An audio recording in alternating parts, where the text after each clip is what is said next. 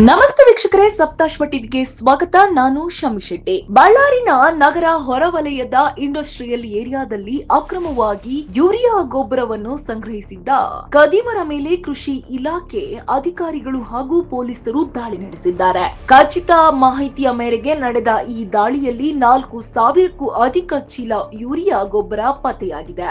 Edwin ಎಂಬ ವ್ಯಕ್ತಿಗೆ ಸೇರಿದ ಗೋಡೌನ್ನಲ್ಲಿ ಗೊಬ್ಬರವನ್ನು ಕಾಳು ಸಂತೆಯಲ್ಲಿ ಮಾರಾಟ ಮಾಡಲು ಸಂಗ್ರಹಿಸುತ್ತಿದ್ದರೆಂದು ಅಧಿಕಾರಿಗಳು ತಿಳಿಸಿದ್ದಾರೆ. ರೈತರಿಗೆ ಸೇರಬೇಕಾದ ಗೊಬ್ಬರವನ್ನು ಅಕ್ರಮವಾಗಿ ಸಂಗ್ರಹಿಸಿ ಕಾಳು ಸಂತೆಯಲ್ಲಿ ಮಾರಾಟ ಮಾಡಲು ಹುನ್ನಾರ ನಡೆದಿರುವುದು ಸ್ಪಷ್ಟವಾಗಿದೆ.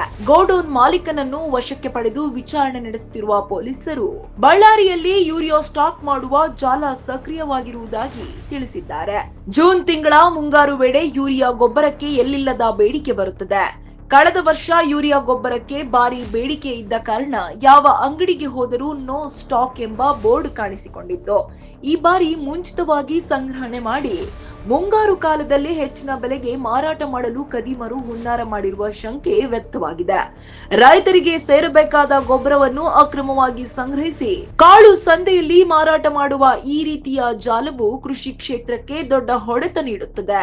ರೈತರು ಗೊಬ್ಬರದ ಕೊರತೆಯಿಂದ ಸಂಕಷ್ಟಕ್ಕೆ ಸಿಲುಕುವ ಸಾಧ್ಯತೆ ಇದೆ. ಅಧಿಕಾರಿಗಳು ಈ ಜಾಲವನ್ನು ಸಂಪೂರ್ಣವಾಗಿ ಪತ್ತೆ ಹಚ್ಚಿ ರೈತರ ಹಿತಕ್ಕಾಗಿ ಕ್ರಮ ಕೈಗೊಳ್ಳಬೇಕು.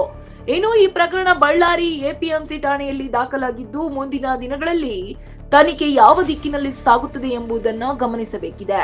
ರೈತರ ಹಕ್ಕುಗಳನ್ನು ಕಸಿದುಕೊಳ್ಳುವ ಈ ರೀತಿಯ ಅಕ್ರಮ ಚಟುವಟಿಕೆಗಳನ್ನು ತಡೆಯುವುದು ಅತ್ಯಂತ ಅಗತ್ಯವಾಗಿದೆ.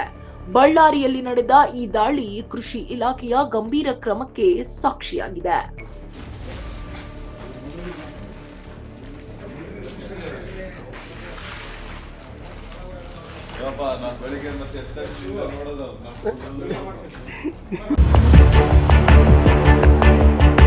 ಇನ್ನಷ್ಟು ಹೆಚ್ಚಿನ ಮಾಹಿತಿಗಾಗಿ Saptashwa TV Kannada YouTube channel ಅನ್ನು ಸಬ್ಸ್ಕ್ರೈಬ್ ಮಾಡಿಕೊಳ್ಳಿ.